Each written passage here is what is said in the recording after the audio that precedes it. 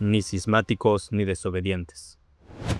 Ante la profusión de declaraciones, artículos y entrevistas que presentan a la Fraternidad San Pío X como responsable de una fractura en el seno de la Iglesia, de una gravísima desobediencia hacia el Santo Padre e incluso de un verdadero cisma, nos parece oportuno escribir unas líneas para aportar algunas aclaraciones. Nuestra metodología será siempre la misma. No las impresiones, ni los se dice que, ni las elucubraciones del comentarista de turno, sino la teología católica, extraída de sus fuentes, el magisterio constante de la Iglesia y la enseñanza de los grandes teólogos y canonistas. Primer punto. La Fraternidad San Pío X no es cismática.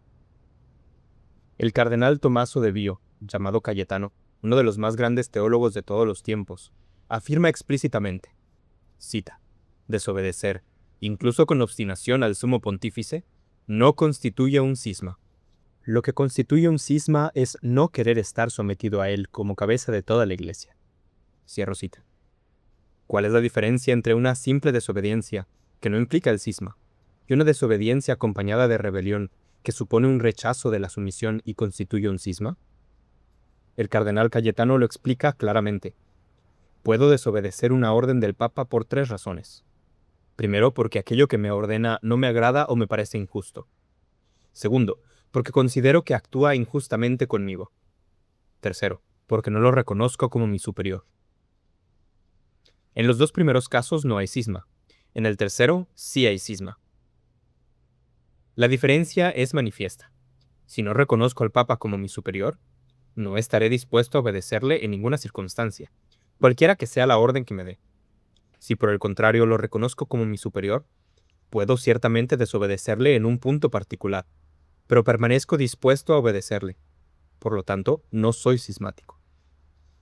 De otro modo, cualquiera que desobedeciera un precepto pontificio, por ejemplo, negándose a ayunar los días prescritos o a asistir a la misa dominical, sería cismático, lo cual es absurdo. En efecto, sucede con frecuencia que un hombre se niega a ejecutar las órdenes de su superior, al mismo tiempo que continúa reconociéndolo como superior. Esta doctrina del cardenal Cayetano es retomada por todos los canonistas y teólogos posteriores, sin excepción. Ahora bien, si se considera la actitud constante de la fraternidad y las declaraciones de sus superiores, aparece claramente que desobedece al Papa no porque se niegue a reconocerlo como su superior o a estar sometida a él, sino porque considera que no puede aceptar ciertas órdenes que él da. Nos encontramos, por lo tanto, en el primer caso descrito por el cardenal Cayetano. En efecto, la fraternidad nombra al Papa en el canon de la misa, manifestando así que lo reconoce como su superior, y obedece a la Santa Sede en todas las materias en las que no existe ni certeza ni probabilidad de modernismo. Por ejemplo, las reducciones al estado laical, las solicitudes de dispensas o de gracias reservadas al Santo Padre, la proclamación de jubileos, etc. También está dispuesta a obedecer al Papa en todo, siempre que sus órdenes no impliquen la adhesión a las doctrinas modernistas del Concilio Vaticano II y del posconcilio. La fraternidad, por lo tanto, no es de ningún modo cismática. Pero, ¿es al menos desobediente? Porque se puede no ser cismático y, sin embargo, ser gravemente desobediente. Responderemos a esta cuestión en el tercer punto. Segundo punto. Las consagraciones episcopales conferidas sin mandato apostólico no constituyen un acto cismático y no hacen cismática a la fraternidad. Hay que recordar en primer lugar que, hasta el final de la Edad Media, la consagración episcopal no estaba reservada al Papa. Esto significa que, normalmente, el Papa no nombraba a los obispos, ni siquiera confirmaba su nombramiento cuando éste era realizado por otros. La reserva pontificia respecto al nombramiento o a la confirmación de los obispos no se remonta sino al final del siglo XIII, y no se impone verdaderamente hasta el siglo siguiente. Alguien podría objetar que, en la antigüedad, las consagraciones episcopales ciertamente tenían lugar sin la intervención del Papa, pero nunca contra su voluntad. Esto no es siempre exacto. En la época de San Agustín, encontramos obispos consagrados como coadjuntores en una diócesis que ya poseía su obispo titular, o incluso obispos trasladados de una sede a otra en contra de las prescripciones de los concilios ecuménicos, y por consiguiente, contra la voluntad del Papa que había aprobado dichos concilios. Muchos fueron quienes señalaron la irregularidad de estos actos, pero nadie habló de cisma. En una época más reciente, en los siglos XII y XIII, Hubo también obispos, principalmente procedentes de las órdenes mendicantes, consagrados sin respetar el procedimiento canónico ordinario, contraviniendo así la voluntad del Papa. También en este caso, la Santa Sede intervino para restablecer el orden, pero nadie fue considerado cismático. Retomaré con más detalle esta cuestión en un artículo específico. De todo esto, se desprende que la reserva al Papa de la consagración episcopal no es de derecho divino, sino de derecho eclesiástico. Lo que es de derecho divino es que el obispo permanezca en comunión con el Papa. Ahora bien, hemos visto en el primer punto que los obispos de la fraternidad, al no ser cismáticos, están plenamente en comunión con el Papa. Ningún teólogo ni canonista, al menos hasta el Concilio Vaticano II, cita la consagración episcopal sin mandato apostólico entre los ejemplos de actos cismáticos. En el derecho canónico tradicional, hasta 1951, una consagración episcopal sin mandato era simplemente castigada con una suspensión. Por lo tanto, no era considerada un cisma, el cual estaba sancionado con la excomunión. Incluso después de 1951, cuando la pena fue agravada y pasó de la suspensión a la excomunión, ningún teólogo ni canonista sostuvo que toda consagración episcopal sin mandato constituyera por sí misma un cisma. La idea según la cual una consagración episcopal sin mandato apostólico sería, por su propia naturaleza, un acto cismático, apareció únicamente con motivo de las consagraciones de Monseñor Lefebvre en 1988. No posee ningún precedente en la tradición teológica o canónica. Finalmente, podría quizá considerarse como cismática, o al menos como tendiente al cisma, una consagración sin mandato que pretendiera conferir al nuevo obispo un poder de jurisdicción episcopal, es decir, el derecho de gobernar una diócesis y ejercer una autoridad sobre los sacerdotes y los fieles. Ahora bien, según la doctrina claramente enseñada por Pío VI y Pío XII, el obispo recibe su poder de jurisdicción no por la consagración, sino por la misión canónica recibida del Papa. El Concilio Vaticano II enseña, por el contrario, lo opuesto. Pretender conferir un poder de jurisdicción contra la voluntad del pontífice constituiría, por lo tanto, una usurpación de su autoridad y una tendencia hacia el cisma. Pero la Fraternidad San Pío X nunca ha pretendido conferir a sus obispos un poder de jurisdicción. Los obispos de la Fraternidad no poseen, en cuanto a obispos, ningún poder de gobierno sobre los fieles o sobre los sacerdotes. Poseen únicamente el poder de orden, es decir, el de conferir los sacramentos de confirmación y orden sagrado, así como los sacramentales reservados a los obispos. Ahora bien, este poder no les viene del Papa, sino directamente de Dios por medio de la consagración episcopal. No hay, por tanto, ni usurpación de poder propio del romano pontífice, ni tendencia al cisma. Tercer punto. La Fraternidad San Pío X tampoco es desobediente. En la doctrina católica, la obediencia no es un absoluto, ni siquiera la obediencia al sumo pontífice. Como enseña Santo Tomás, cita, el abuso de la autoridad puede producirse cuando aquello que es mandado por el superior es contrario al fin para el cual la autoridad ha sido instituida. Por ejemplo, cuando ordena un acto malo, contrario a la virtud que dicha autoridad está destinada a promover y proteger. En este caso, no solamente no se está obligado a obedecer al superior, sino que incluso se está obligado a no obedecerle, como los santos mártires afrontaron la muerte antes que obedecer las órdenes impías de los tiranos.